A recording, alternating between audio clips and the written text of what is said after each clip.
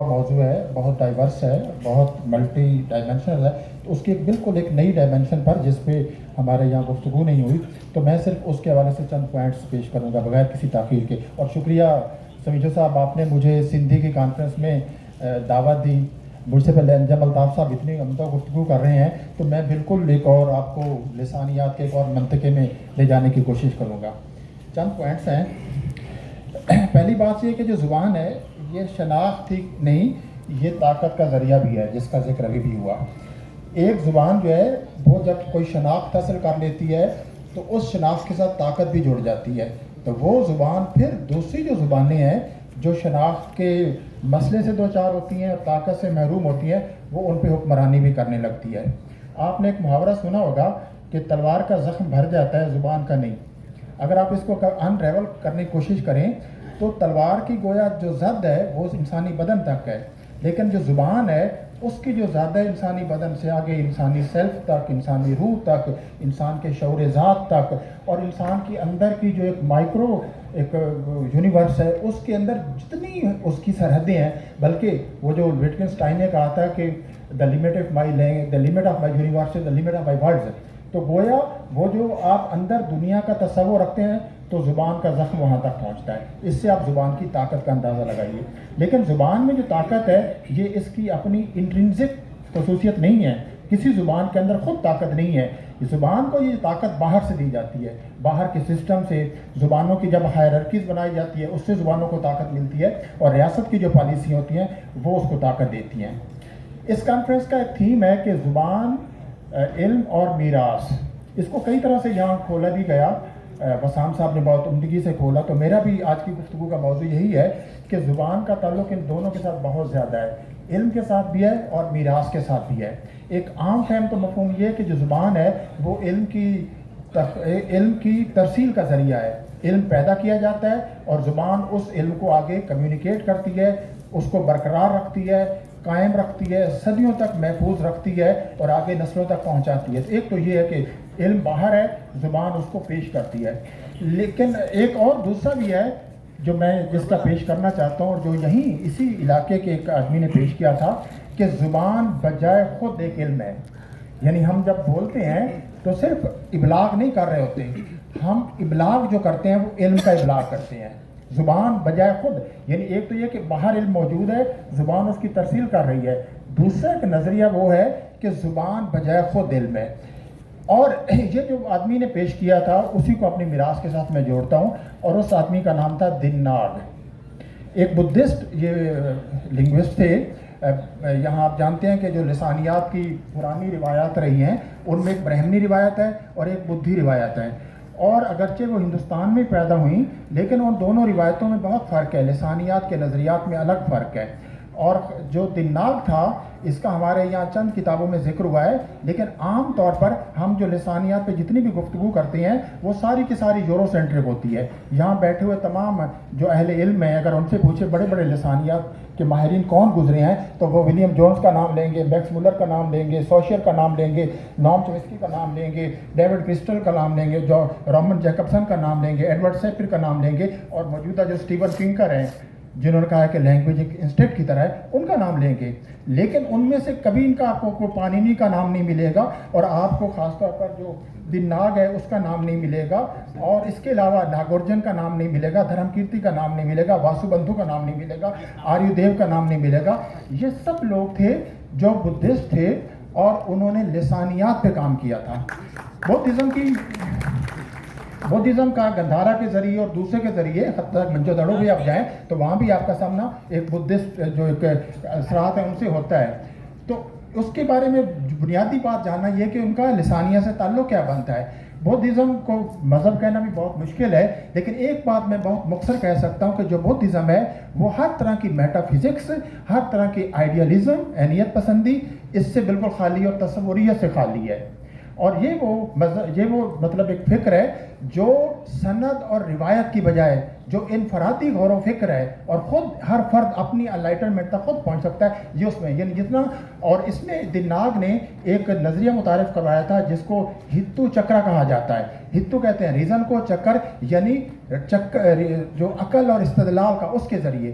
اور یہ جو اس نے لسانیات پہ پہنچا تھا وہ دراصل اس زمانے میں جو بہت سے بدھسٹ تھے، یہ پیدا تو میں تھوڑا سا بتا دوں، یہ پیدا ہوا تھا ساؤتھ انڈیا میں، اور اس کا زمانہ ہے 480 سے 540 جو عیسوی ہے، یعنی آج سے کوئی 1500 سال پہلے کا۔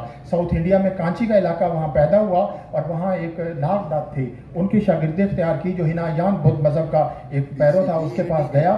ایک دلچسپ واقعہ اس کا یہ ہوا، تو وہ جو مکتبہ فکر تھا، مسلک ہر مذہب بالآخر مسالک اور فرقوں میں تقسیم ہوتا ہے، اور اس سے مبرہ یہ بھی نہیں ہے۔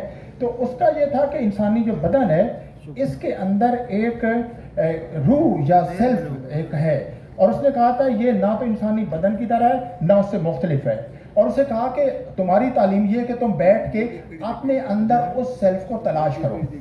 اب وہ نوجوان تھا، لیکن متجسس نوجوان تھا، جو دگناگ بھی کہتے ہیں، دیناگ بھی کہتے ہیں، لیکن دیناگ مجھے زیادہ مناسب لگتا ہے۔ تو اس نے کیا کیا، کمرے میں بیٹھا، تو اس کا خیال تھا یہ میڈیٹیشن کرے گا، مراقبہ کرے گا، جو بدھزم کی ایک عام ہے۔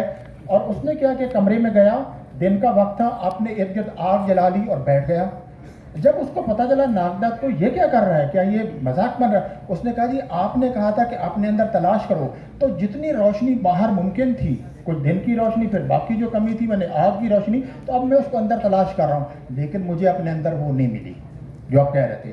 اب وہ اس سے ناراض ہو گیا کہ آپ نے استاد کی تعلیم کا کیا مطلب، یہ وہاں سے نکال دیا، اور اس کے بعد وہ نالندہ یونیورسٹی گیا، وہاں واسو بندھو کا شاگرد رہا، اور بالآخر بعد میں اس نے یہ ثابت کیا کہ انسانی وجود میں سیلف نام کی کوئی چیز نہیں ہوتی۔ میرے پاس وقت نہیں ہے، ورنہ موجودہ جو نیورو سائنس ہے جس نے انسانی دماغ کا پورا سکین کیا ہے، اس نے انسانی دماغ میں باقی تمام چیزوں کو لوکیٹ کیا ہے، میموری کہاں ہے، انٹلیکٹ کیا ہے، انٹیوشن کہاں ہے، آپ کا باقی سب چیزیں کہاں ہیں، لیکن انہوں نے کہا کہ سیلف جہاں ہوتا ہے آپ کے برین میں کوئی ایسی لوکیشن جگہ نہیں ہے جس کو آپ کہیں کہ سیلف وہ موجود ہے۔ یہ سارے کا سارا لنگوسٹک کنسٹرکٹ ہے، اور یہی اس کا دگناگ کا بھی نظریہ تھا کہ یہ ایک لنگوسٹک کنسٹرکٹ ہے۔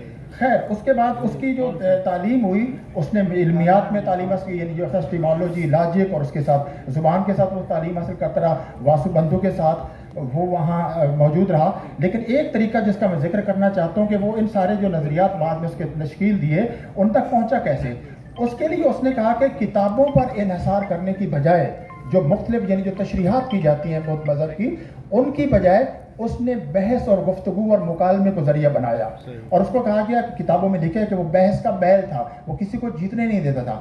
یہ بڑی بنیادی بات ہے کہ جب آپ لوگوں کے ساتھ مکالمہ کرتے ہیں، مناظرہ نہیں، مکالمہ اور بحث کرتے ہیں، تو زبان کو استعمال کر رہے ہیں دوسروں کے ساتھ، جو ریئلٹی ہے، جو ایک جس ریئلٹی کو جیا جا رہا ہے، جو حقیقت میں آپ کے سماج میں آپ کے اندر موجود ہے، آپ اس کے ساتھ انگیج کرتے ہیں۔ مکالمہ ایک لیونگ ریئلٹی کے ساتھ انگیج کرنے کا سب سے مؤثر ذریعہ ہے، جس کا مقصد جاننا ہو، جس کا مقصد دوسروں کے بلا وجہ رد کرنا نہ ہو اور اپنا نقطہ نظر امپوز کرنا ہو۔ تو وہ اس مکالمے کی طرف گیا اور اس نے اسی کو اپنے علم کا ذریعہ بنایا، اور اس نے کہا کہ انسانی علم کے، اس نے بعد میں جو نظریات پیش کیے، اس نے کہا کہ انسانی علم کے دو ذرائع ہیں۔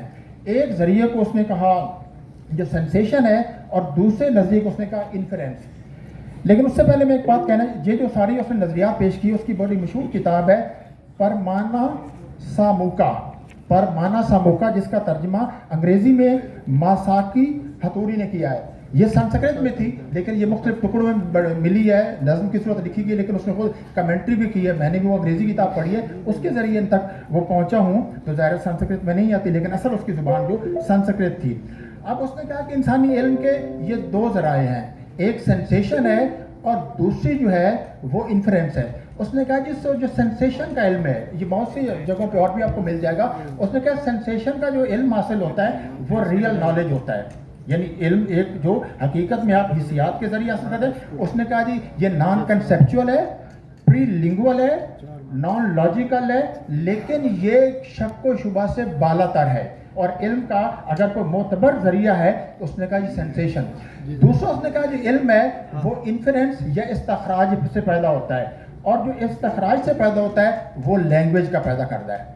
اب اس نے کہا یہاں زبان کو اس نے ڈیفائن کیا، زبان کا ایک اصول بیان کیا جس کو سنسکرت میں اپو کا نام دیا جاتا ہے۔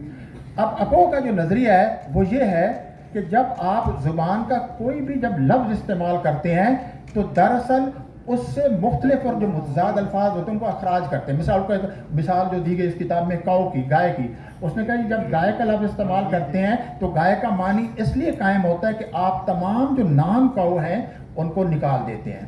یہ بڑا پیچیدہ نظریہ ہے، اس کی وضاحت کی نہیں، لیکن ٹھیک یہی نظریہ اگر آپ سوشل کی کتاب کورس ان جنرل لنگوسٹکس پڑھیں، جو 20ویں صدی کی سب سے مؤثر کتاب جس کا اتنا زیادہ اثر ہوا ہے، اس میں یہی ہے کہ وہ کہتا ہے کہ زبان میں سوائے افتراقات کے کچھ بھی نہیں ہے.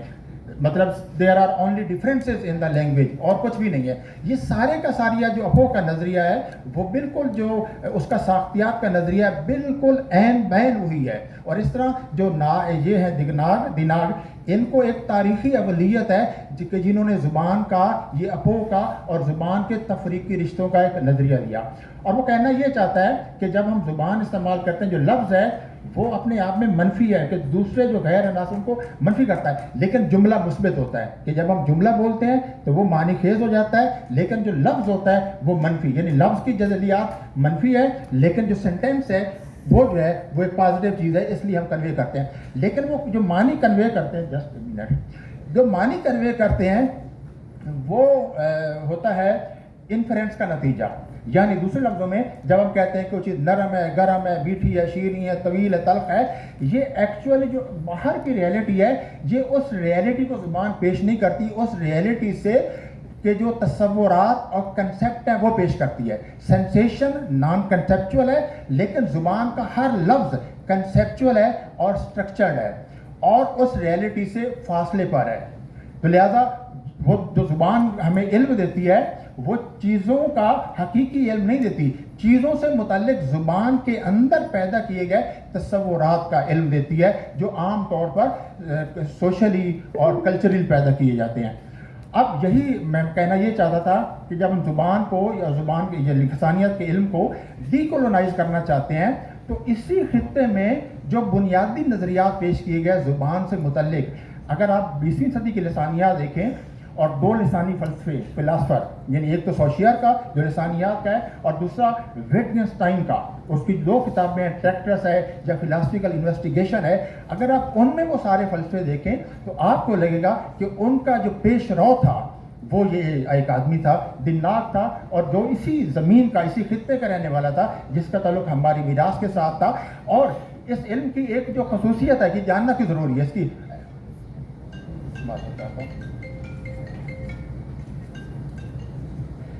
اس کی جاننا کی ضروری ہے. وہ جاننا اس لیے ضروری ہے کہ جس طرح لنگوسٹک امپیریلزم سے اگر آپ جان چھڑانا چاہتے ہیں تو اس کا صرف یہ سیاسی پالیسیاں بنانے سے نہیں ہوتا، آپ کو زبان کا وہ بنیادی علم حاصل کرنے کی ضرورت ہے کہ زبان کے اندر جب آپ خاص طرح کے الفاظ کو مسلسل رائج کرتے ہیں تو وہ جو پاور آتی ہے زبان میں وہ سب سے زیادہ وہ آتی ہے. وہ زبان میں پاور باہر سے نہیں آتی، زبان میں جو پاور اندر شامل کی جاتی ہے وہ ان خاص مطلب لفظوں کے استعمال سے، لفظوں کے معنی کو تبدیل کرنے سے جو کلچرلی تبدیل کیے جاتے ہیں. جیسے ہمارے یہاں اللہ حافظ کی جگہ خدا سے اللہ فدایا ہے، تو آپ سمجھتے ہیں کہ یہ کوئی چھوٹی تبدیلی ہے، یہ بہت بڑی شفٹ ہے، یہ کسی بھی سیاسی پالیسی سے زیادہ طاقتور ہے اور زیادہ مؤثر ہے. اور آخر میں وہی کروں گا کہ زبان کی جو رینج ہوتی ہے انسانی روح کے بعید ترین منطقوں تک ہوتی ہے. یہ جاننا بہت ضروری ہے. بہت شکریہ.